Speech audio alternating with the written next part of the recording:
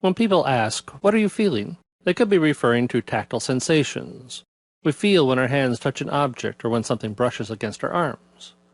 Or they could mean, "How much pain are you experiencing and where is it located?" But when the topic of feelings is general, they're referring to emotions. Emotion is a category of stimuli. It is not a single entity. There is not one emotion or one emotional center. You might think of an emotion as a stimulus that has high significance. When we are experiencing stimuli with low significance, we don't perceive any emotion.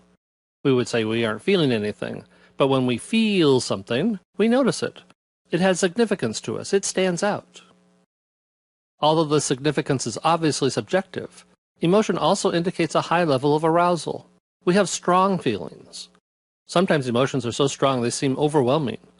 We compare them to natural disasters. We imagine them as giant waves, avalanches, or earthquakes. We say they flood us, bury us, or shake us to our roots.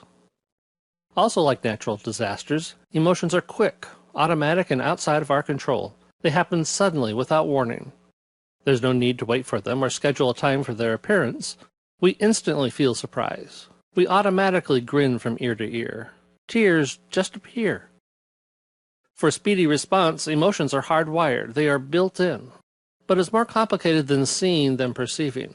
It's not that straightforward. For some reason, you can feel more than one emotion at a time. You can be happy sad. You can be happy scared. And unfortunately, you can be sad, scared, angry, disgusted, all at the same time.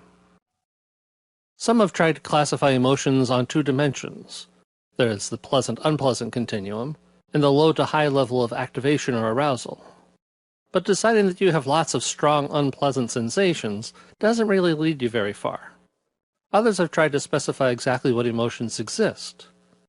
Unfortunately, there is no agreement as to what constitutes basic emotions. Everyone has their own collection, but the most commonly included are fear, surprise, anger, happiness, and sadness. The cast of characters is uncertain because our knowledge of the underlying process is uncertain. We know that the sympathetic nervous system arouses emotions, and the parasympathetic nervous system soothes them. We know that fear correlates with a decrease in body temperature. So when you're afraid to commit to something, the colloquial "you've got cold feet" might actually be true. Similarly, an increase in skin temperature, getting hot under the collar, is often associated with anger. But cause and effect are difficult to nail down. Does the emotion cause the change in temperature? Do we interpret the temperature as a change in emotion? Or are both caused by some other factor? Brain-wise, the amygdala is often cited as critical to understanding emotions.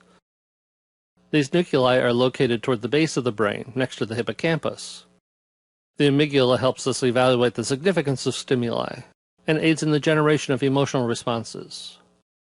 There's a lot more to be learned about the amygdala, or perhaps it should be amygdalae, because there are two of them, one in each cerebral hemisphere. For example, why are there two centers for emotional connection when we only perceive emotion as a single entity?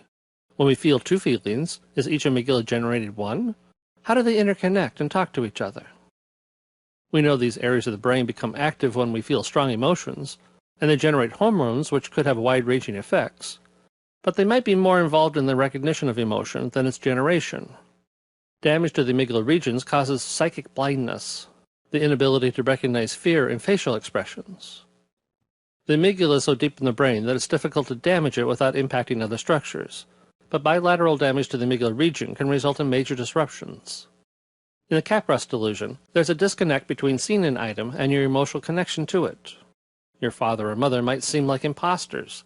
They look like your parents, but you don't feel the emotional connection you usually do. Your vision system works, but there's no emotional response. Capgras is a rare and temporary condition. Apparently the nerve fibers need to reestablish the link between our visual system and our emotional reaction system. Given some time, the links are reestablished and the delusion goes away. When you see a painting, hear a song, or feel a hug, you process the actual event as it occurs and form an emotional reaction. I hate that painting. I love that song. Ooh, Aunt Mary's hugging me. So it's clear that thinking and feeling are not the same, but they are connected. We sense and think. Then the emotional response impacts other parts of the body. We stiffen to Aunt Mary's embrace. We sway to the song. We frown in the painting. We are quite expressive.